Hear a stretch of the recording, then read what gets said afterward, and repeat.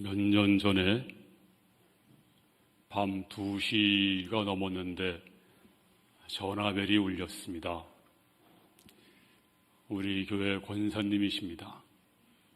목사님, 빨리 우리 집에 좀 오세요. 우리 손주가 죽어갑니다. 그래서 얼른 옷을 주워 입고 그 집에 도착을 했습니다. 권사님이 저를 초조하게 기다리고 있었습니다. 그 아이의 엄마는 치과 의사고 그 아이 아빠는 내과 의사입니다. 그런데 제가 도착하자마자 권사님이 목사님 잠깐만 거실에 계세요. 왜냐하면 아이가 조금 전에 숨이 멎었는데 아무리 해도 숨이 안 돌아온다는 거예요. 그래서 내과 의사인 아버지가 지금 아까부터 인공호흡을 하고 있다는 겁니다. 그래서 한 5분 정도 지났나요? 그런데 그 아이 아버지가 얼굴이 좀 창백해서 문 열고 나옵니다. 잔뜩 굉장히 슬픈 표정으로 에이 하면서 나왔어요. 이제 제 차례가 됐습니다. 가서 보니까 아이가 반듯하게 누워 있습니다. 얼굴이 창백해 있고 완전히 숨이 멎어 있습니다. 그래서 주 앞에 간절하게 도움을 구했습니다. 그러면서 한 가지 생각이 났습니다. 예수님이 이럴 때 어떻게 했을까? 그래, 예수님처럼 한번 해보자. 성경대로 한번 해보자. 주님, 내가 성경대로 할 테니까 주님 책임져 주세요.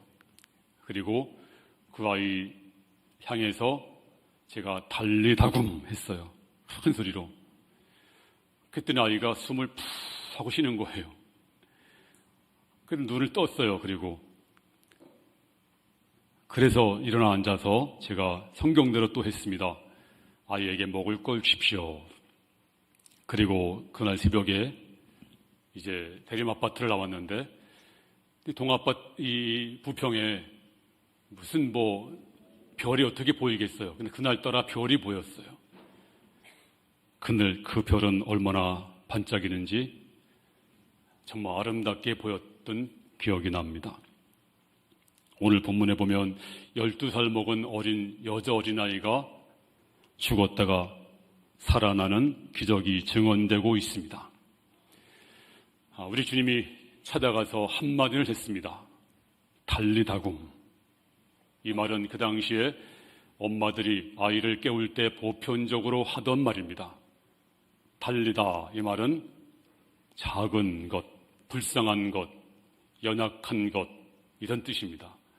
또 굼 하면 동사인데 일어나라 하는 뜻입니다.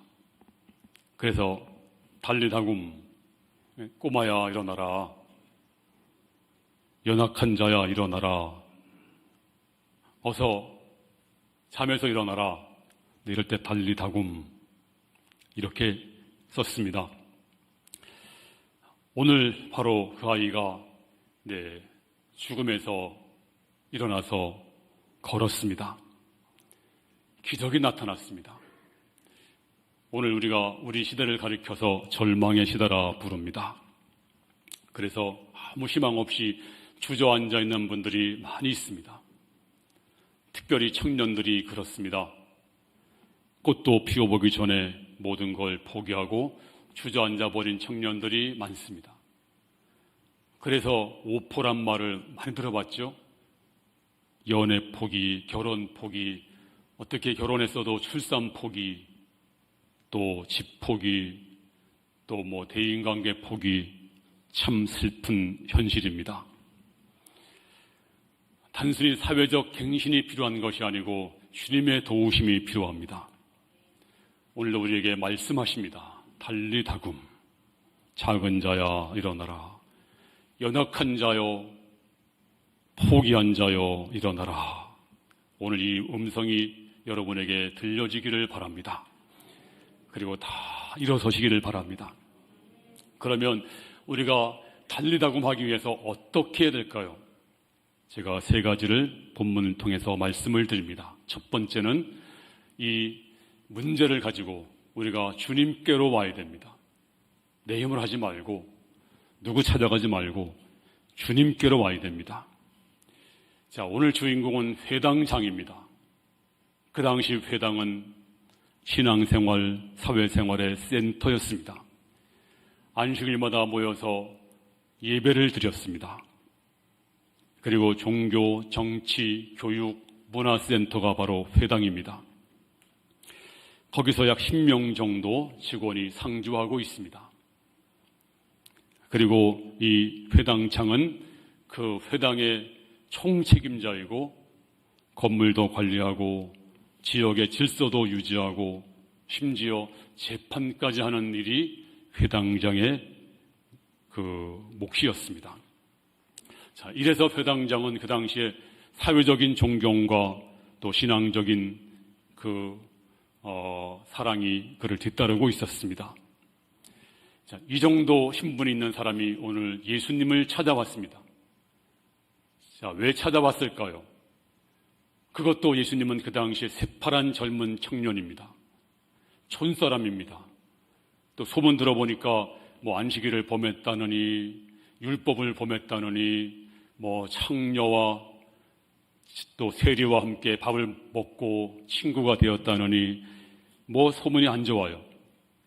그런데 예수님을 만나려고 찾아왔습니다. 근데 만나서 악수나 하고 차나 마시고 뭐 그러려고 또 찾아온 것이 아닙니다. 왜 찾아왔나요? 오늘 본문 22절에 보니까 예수를 보고 발 아래 엎드리어라고 했습니다. 발 아래 엎드렸습니다. 그 당시 사람들이 아니 자식이 죽을지언정 당신 위치가 우리 종교 위험이 있는데 우리 율법의 수장이 어쩌자고 그 율법을 범한 자 앞에 머리를 조아립니까? 그런데 야이로는 회당장은 그러기엔 너무나 문제가 컸습니다. 그래서 고통 때문에 주 앞에 나와서 엎드립니다. 문화부 장관을 지내신 이어령 교수 아시죠? 이분이 예수 믿게 된 동기를 여러분도 아마 잘 아실 겁니다. 이어령 교수는 이남 일녀를 두었습니다. 큰딸은 저 미국으로 건너가서 변호사가 됩니다. 둘째 아들, 셋째 아들은 국내 유명 대학의 교수가 됩니다. 이분은 반듯하게 평생을 학문에만 전념했기 때문에 그래서 영향을 받아서 자녀들 역시 다 잘 자라주어서 사회적 지도자 역할을 하고 있었습니다. 정말 남부럽지 않는 가문입니다. 명문 가문입니다. 그런데 이렇게 잘 갖춰진 가문에 어떤 날 시련이 찾아왔습니다. 큰딸 이민아 씨에게 찾아왔는데 미국에서 암 판정을 받습니다. 2차례 수술했지만 자꾸 재발합니다. 그런데 유치원에 갔던 아들이 자폐증 판정을 받습니다. 눈물로 밤을 지새우게 됩니다. 또 엎친 데 겹친 격으로 이 미나 씨가 각막이 손상되고 점점 시력을 잃어가기 시작합니다. 거의 앞이 안 보일 지경입니다. 이어령 교수는 한 시대를 앞서가는 지식인 중에 존경받는 학자입니다. 이분은 장르를 가르지 않고 해박한 지식과 또 사고 깊이까지 갖추고 있는 아주 훌륭한 학자이고 존경받는 분이었는데 인간의 한계와 풍파 앞에는 속수무책이었습니다. 그래서 그가 한계를 깨닫고 주 앞에 나와서 무릎을 꿇었습니다. 자, 사진 하나 보십시오. 이어령 교수가 세례받는 모습입니다. 하용조 목사님이 세례를 베풀고 있습니다. 이제 기적이 나타납니다. 그 딸이 이제 미국에서는 그 소망이 없었는데 한국에 와서 다시 이제 병원에 가서 조사해 보니까 망막이 살아났어요. 그래서 다시 보게 되었다는 것입니다. 그래서 이렇게 간증을 해요. 내가 인생에 닥친 시련이 없었다면 내가 주 앞에 나올 수가 없었을 것입니다. 자, 이래서 우리 믿음의 조상이었던 청교도들이 이런 말을 했어요. 고통과 시련은 하나님의 변장된 축복이다. 오늘 인간의 한계가 회당장을 겸손하게 만들었습니다. 그리고 와서 어떻게 했나요? 오늘 23절에 보니까 간곡히 구하여 이르되, 그냥 알아서 해주세요. 의례적으로 할 수 있나요? 이게 아니라 간곡하게 예수님 살려주세요. 제발 부탁입니다. 긍휼을 베풀어 주세요. 불쌍히 여겨주세요. 이 사람이 주 앞에 무릎 꿇고 간절히 이렇게 주 앞에 구하고 있습니다. 지금 우리는 어떨까요? 많은 분들이 마스크를 쓰고 있어요. 이 마스크 말고 자기 위선의 껍데기, 체면의 껍데기 쓰고 있는 겁니다. 내 속에는 내 영혼이 다 썩어가고 있는데 이걸 깨닫지 못합니다. 그리고 주 앞에 무릎 꿇지 않습니다. 그리고 교만해집니다. 하나님은 그런 사람을 원하지 않습니다. 천부여 의지 없어서 주 앞에 옵니다. 주의노라 하실 때 날 부르시옵소서. 교모하게 주 앞에 나올 때 하나님은 그를 사랑하시고 부활의 기적은 나타날 줄로 믿습니다. 두 번째는 문제가 해결되지 않아도 계속해서 주님이 옆에 계시면 계속해서 믿음으로 나가야 됩니다. 자, 이렇게 이제 이 회당장이 간곡히 부탁했더니 예수님이 그래, 그럼 가자. 어서 가자. 그리고 딸을 고쳐주기 위해서 그 집으로 가고 있었습니다. 회당장은 얼마나 마음이 급했을까, 감사하면서도 분초를 다투고 가고 있는 것입니다. 그래, 됐다. 주님이 가시면 우리 딸이 나올 거야 라고 하는 믿음이 있었습니다. 그런데 예상치 않게 가는 도중에서 사건 하나가 발생합니다. 12년 동안 혈루증 앓는 여인이 몰래 가서 주님의 옷자락을 잡았어요. 그때 주님이 그냥 가도 되는데 아마 일부러 지체하신 것 같아요. 누가 내 옷에 손을 대었는가? 그러니까 짜증난 제자 하나가 주님, 이렇게 사람들이 많은데 뭐 옷자락 하나 스치는 게 뭐가 대수라고요? 하지만 주님은 어쩌다 옷자락 스친 사람을 찾은 것이 아닙니다. 정말 믿음으로 옷자락을 만진 한 여인을 찾은 것입니다. 그 여인이 숨지 못하고 주님, 제가 만졌어요. 제가 병이 나았네요. 주님이 고쳐주셨네요. 주께서 말씀합니다. 여자여 안심하라. 내 죄의 사함을 받았느니라. 내 병에 놓여서 강건할지어다. 그렇습니다. 이러면서 시간이 자꾸 지체되는 것입니다. 정말 천금 같은 시간이 지나갑니다. 안타까울 일입니다. 발을 동동 구를 일입니다. 지금 딸은 죽어가고 있는데 1분 1초가 아쉬운데 이 여인 때문에 자꾸 시간이 지연됩니다. 자, 이 여인은 참 좋은 거지만 회당장에 있어서는 정말 안타까운 시간이 흘러가고 있습니다. 왜 그랬을까요? 아니, 예수님이 일부러 지체하신 것 같아요. 왜 그랬을까요? 그 이유는 이것입니다. 그 회당장에게 믿음을 주고 싶은 겁니다. 지금 아직 확실한 믿음이 없습니다. 그래서 구원을 받을 만한 믿음을 주기 위해서 이제 일부러 지체하는 것처럼 보입니다. 이것이 뭘까요?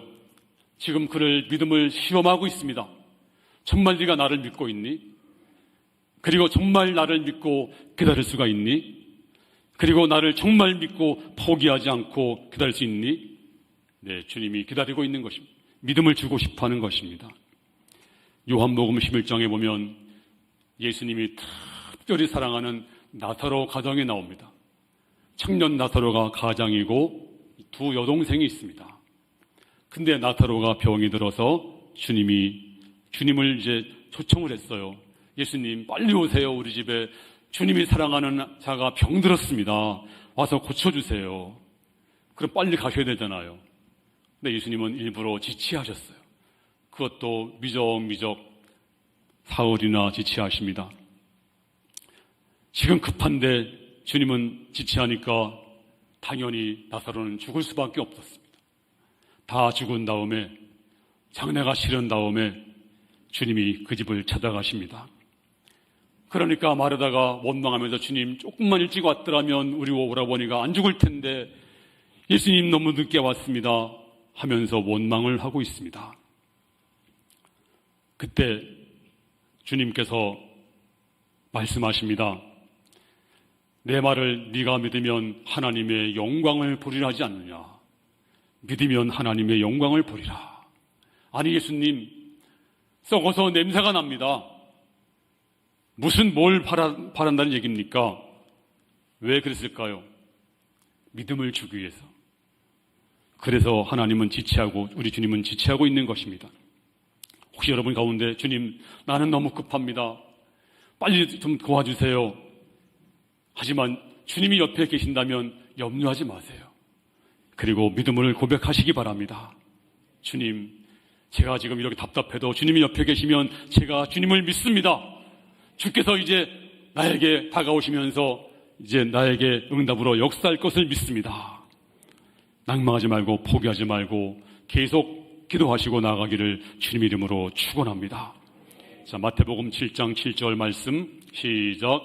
구하라 그리하면 너에게 주실 것이요 찾으라 그리하면 찾아낼 것이요 문을 두드리라 그리하면 너에게 열릴 것이니. 이 말씀은 한 번만 구하라는 게 아니죠. 계속해서 구하라. 계속해서 두드리라. 지금 문이 잠겨 있을지라도 절대로 낭망하지 말고 절망하지 말고 포기하지 말고 계속해서 두드리시기 바랍니다. 마침내 열릴 줄로 믿습니다. 문제가 해결되지 않아도 주님이 함께 계시면 이제 주님이 곧 우리에게 응답해 줄 줄로 믿습니다. 마지막 세 번째는 이제 최악의 상황이 오더라도 낙심하지 말고 계속 믿음으로 응답하시기를 바랍니다. 자, 오늘 35절 말씀 보면 아직 예수께서 말씀하실 때 무슨 말씀이죠? 네, 그 여자와 계속 말하고 있는 거예요. 여자와. 지금 야이로는 지금 팔을 동동 구르고 있습니다. 대화가 끝나기를 기다리고 있습니다.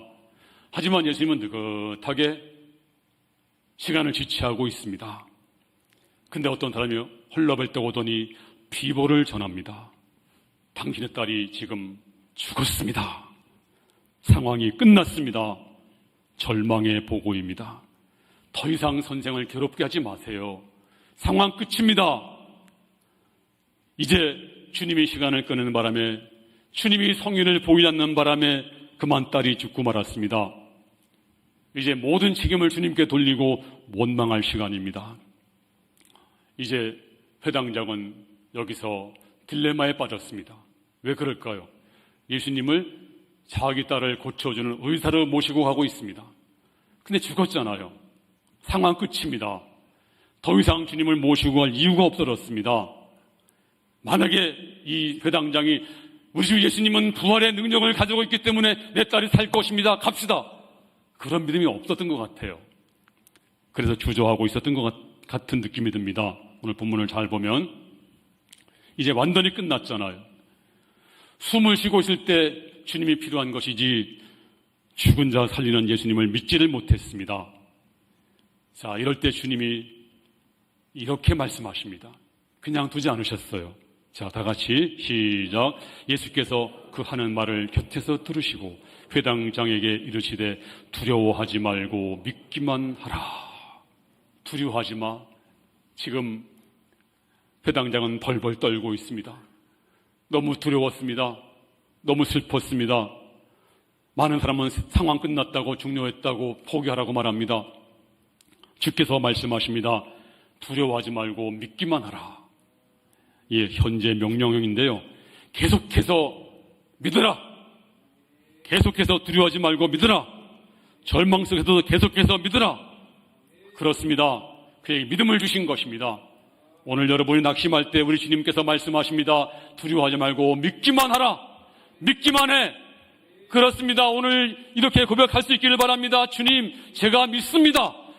비록 눈앞에 캄캄해도 절망적이어도 아무것도 희망이 없어 보여도 주께서 말씀하시니 내가 믿겠습니다. 이 믿음으로 응답하시는 성도가 되시기를 주의 이름으로 축원합니다. 자, 39절 말씀 볼까요? 시작. 들어가서 그들에게 이르시되 너희가 어찌하여 떠들며 우느냐? 이 아이가 죽은 것이 아니라 잔다시니 그들이 비웃더라. 주님이 이제 그 집에 들어갔더니 뭐 난리가 났어요. 옛날 성경 호나하며 뭐 울며 통곡하며 뭐 난리가 났죠. 그런데 주님께서 말씀하십니다. 왜 이렇게 울어? 이 아이가 죽은 게 아니야. 자고 있는 거야. 그러니까 사람들이 웃다가 웃었어요. 웃다가. 근데 그 웃음은 비웃음이었어요. 그들이 비웃더라. 믿음이 없는 자는 비웃을 수밖에 없습니다. 믿음이 없으면 말씀이 안 들려와요. 비웃어요. 참 사람은 완악하죠. 비웃어요. 예수님이 어떻게 하셨나요? 비웃던 자들을 그래, 너 나 비웃었지? 내가 죽은 자를 살려서 너희 코를 납작하게 해줄게. 그러셨나요? 안 그랬습니다. 40절에 보시면 그들이 비웃더라. 예수께서 그들을 다 내보내신 후에 다 내보냈습니다. 그리고 베드로, 야고보, 요한만 데리고 들어갔어요. 하나님의 일은 비웃는 자들과 함께하는 것이 아닙니다. 비웃는 자들은 그냥 제껴놔야 돼요. 하나님의 일은 믿음 있는 사람과 하는 것입니다. 제가 한 가지 목회하면서 실수한 게 하나 있습니다. 뭐냐면 처음에는 믿음 없는 사람들, 낙심한 사람들, 또 아주 굉장히 연약한 사람들, 이런 사람들을 내가 열심히 신방하고 열심히 섬기면 교회가 부흥될 것이다. 그리고 장로님이나 권사님이나 믿음이 좋은 분들은 그냥 방치해도 스스로 신앙생활 잘할 것이다. 그런 생각을 했어요. 근데 아무리 해도 계속 도루묵이에요. 힘만 들고.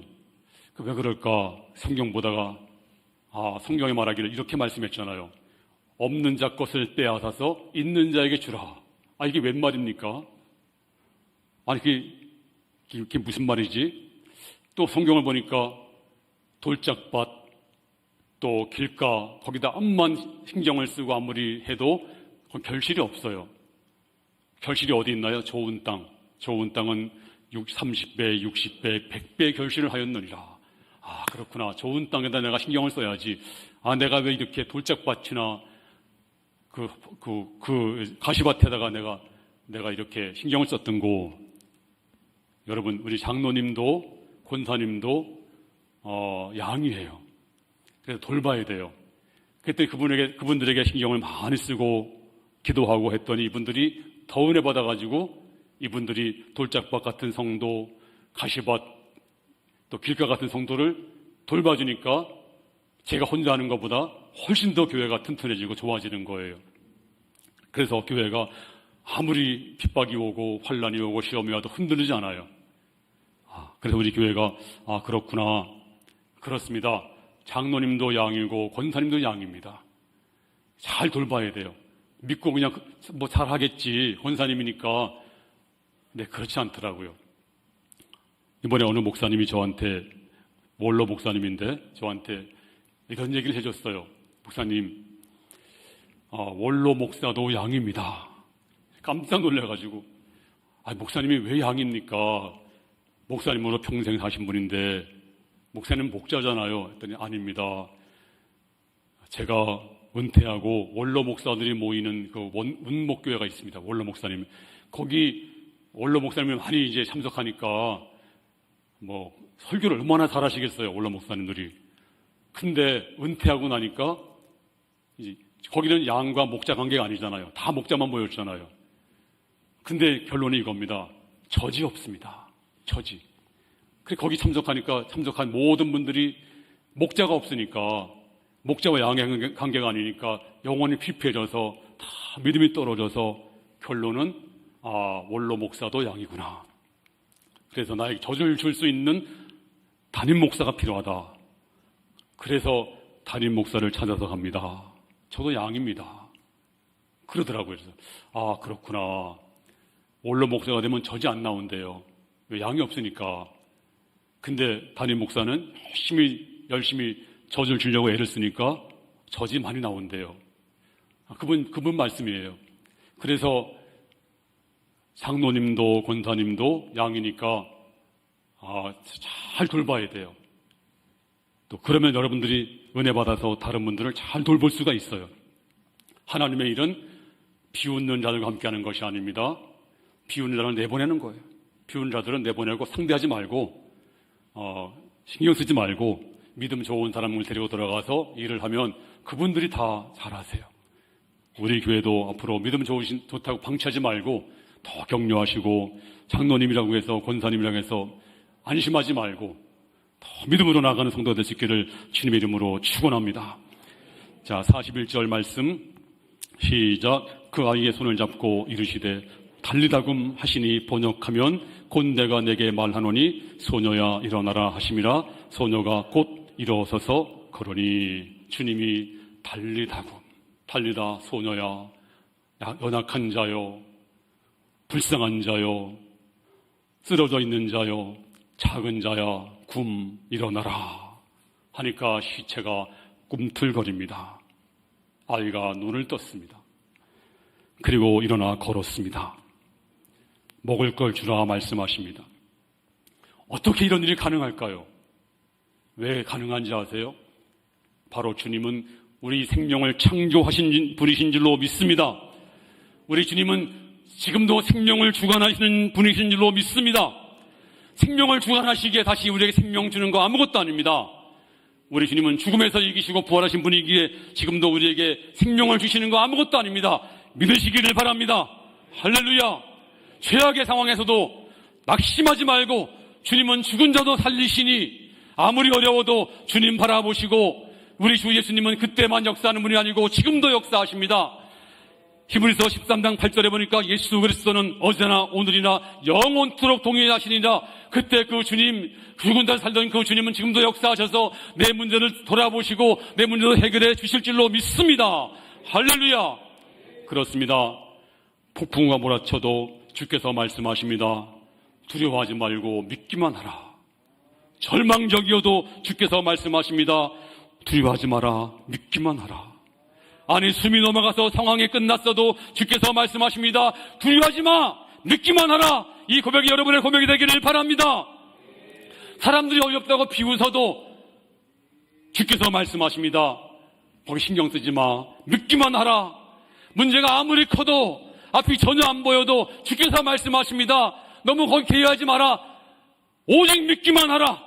이 믿음을 절대로 저버리지 마시고 믿음으로 주여 내가 여기 있습니다. 내가 믿겠습니다. 내 믿음이 크도다. 내 믿음대로 될지어다. 이 음성에 들려지기를 바랍니다. 아무리 깊은 절망의 밤이어도 낭망의 소식이 들려오더라도 주님이 함께 계시면 낭망하지 마십시오. 두려워하지 마십시오. 주의 영광을 볼 줄로 믿습니다. 달리다금 이 큰 역사가 여러분에게 충만하시기를 주의 이름으로 축원합니다.